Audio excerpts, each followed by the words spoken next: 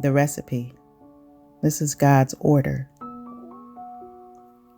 Ladies, lay it down and unlearn. Woman of God, you have carried too much for too long.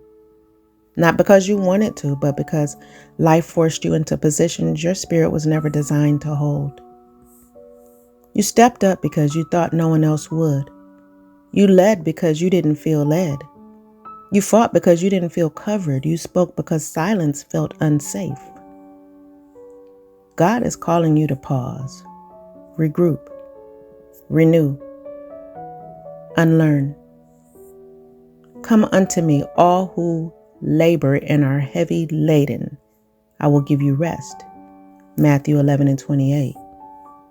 Rest is not weakness. Rest is worship. Rest is trust. Because when you say, I have to do it myself, you are unknowingly declaring, I trust my strength more than God's structure.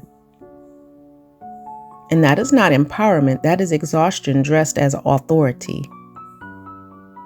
The woman is the glory of the man, 1 Corinthians 11:7 says. You were never meant to be the replacement. You were meant to be the reflection, the helper, the counterpart, the crown. So God is calling you to release the burdens you picked up in survival and return to the identity He wrote in creation. Men, stand up and love her back into place.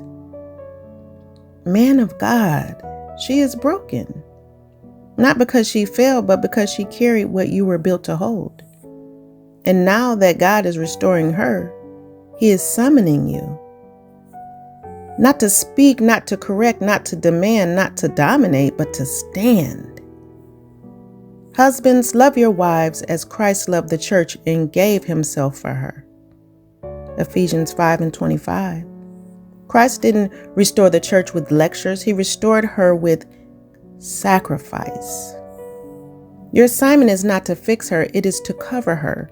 Not to critique her, but to carry what she had to hold alone. Not to overpower her, but to oversee with integrity. The righteous man walks in his integrity. Proverbs 20:7. Integrity is not noise, it's presence, it's consistency, it is example. She doesn't need your commentary, she needs your character.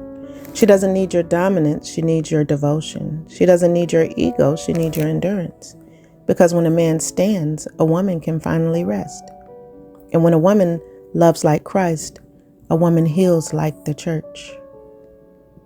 And the children, they are watching what you build. Children are not neutral, they are shaped by the order they see and wounded by the order they don't. Train up a child in the way he should go, Proverbs 22:6. But how can they walk in the way if the way is broken? When woman carries what man should, children learn confusion. When man withdraws from what God assigned, children learn instability. When both operate outside of order, children learn survival, not identity. They learn women must be strong because men won't. Men must be silent because women will. Love is labor. Trust is dangerous. Roles are optional. Order is negotiable. God never designed children to grow up in chaos. He designed them to grow up in clarity. God is not the author of confusion, but of peace. When woman returns to rest, children learn safety. When man returns to leadership, children learn stability. When both return to God, children learn identity. Because children don't become what you tell them, they become what you model. And when order is restored, children inherit peace instead of patterns. When order returns, everything heals, and this is the restoration. This is not about hierarchy. This is not about superiority. This is not about control. This is simply about design, God's order, God's blueprint. And when creation returns to the Creator's structure, restoration becomes inevitable.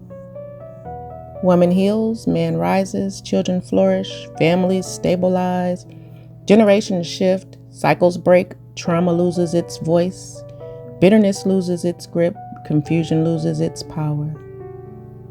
Unless the Lord builds the house, they labor in vain who build it. Psalm 127:1. But when the Lord builds the house, every broken thing becomes repairable. Every wounded heart becomes restorable.